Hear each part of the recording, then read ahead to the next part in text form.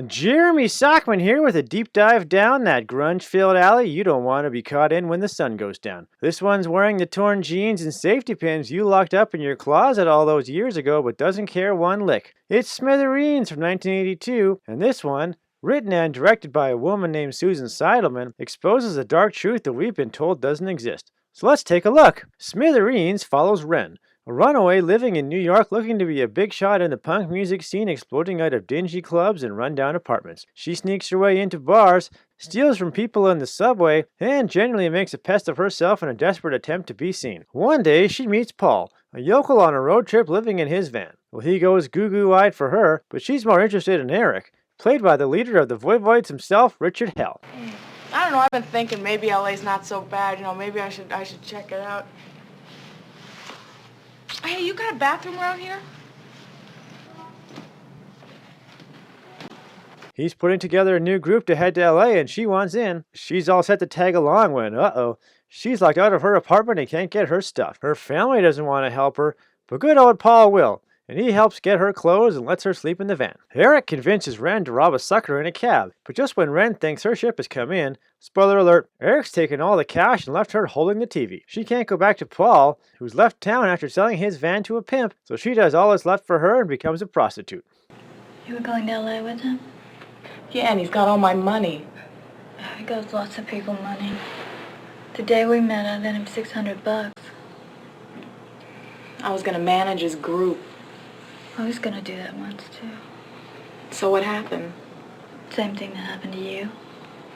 Now Smithereens sounds like the story of a girl who meets a boy, then meets another boy, then meets his first dumped girl, and then is left walking the streets for paying men. But it's actually more than that. You see, Susan Seidelman was showing us with the character of Wren that the infamous friend zone is not as fictional as the Sasquatch. You waiting for something? Do you want to go out tomorrow night or something? I don't know, I'm kind of busy tomorrow night. Maybe some other time. See ya.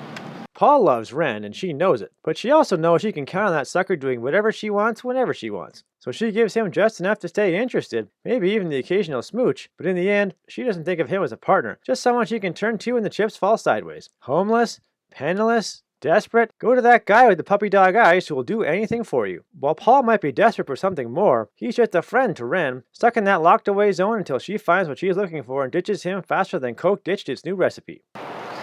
See ya. Wren, you can't keep doing this forever. You can't just go in and use people when you feel like it, and then when you're done with them, you go and use somebody else. All you ever think about is yourself. Well, other people got feelings too, don't you know that? Well, I guess I'm going now.